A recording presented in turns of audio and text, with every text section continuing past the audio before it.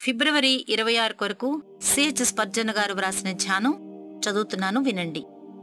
నిజమాడు పెదవులు నిత్యము స్థిరమయ్యుండెను, అబద్ధమాడు నాలుక క్షణమాత్రమేయుండెను.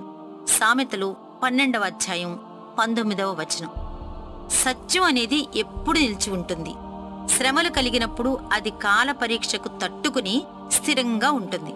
కాబట్టి నేను సత్యం పలికినందుకు ప్రస్తుతం శ్రమ పడాల్సి వచ్చినప్పటికీ సంతోషంగా దాన్ని స్వీకరించి నిరీక్షణతో నిలబడాలి. నేను దేవుని సత్యాన్ని విశ్వసించాను కాబట్టి దాన్ని ప్రకటించడానికి సకల ప్రయత్నాలు చేసినప్పుడు నేను వ్యతిరేకతను ఎదుర్కోవచ్చు. అయినా నేను భయపడనక్కర్లేదు, ఎందుకంటే చివరికి సత్యమే జయిస్తుంది కాబట్టి. అబద్ధానికి దొరికేది తాత్కాలిక విజయమే. అబద్ధమాడు నాలుక క్షణమాత్రముండును అని బైబిల్లో ఉంది. అది ఒక పిచ్చి మొక్క లాంటిది. ఒక రాత్రిలో అది గబగబా ఎదిగి మరో రాత్రికల్లా వాడిపోతుంది.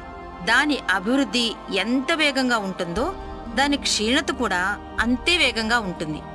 మరో ప్రక్క ఎప్పటికీ మారని నిత్య సువార్త సత్యాన్ని ప్రకటిస్తూ దాన్ని కాపాడుతున్న దేవుడు ఎంతగా స్తుతికి యోగ్యుడు. ఈ నిత్య సువార్త మార్పులేని దేవుని సత్యంలోంచి పుట్టింది.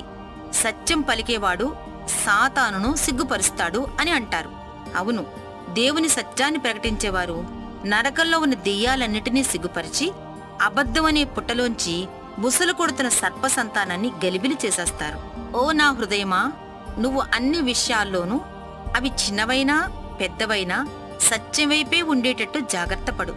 మరి ముఖ్యంగా ఎవరి ద్వారా కృపా సత్యాలు మనుషులకు కలిగాయో ఆయన పక్షంగా ఉండు.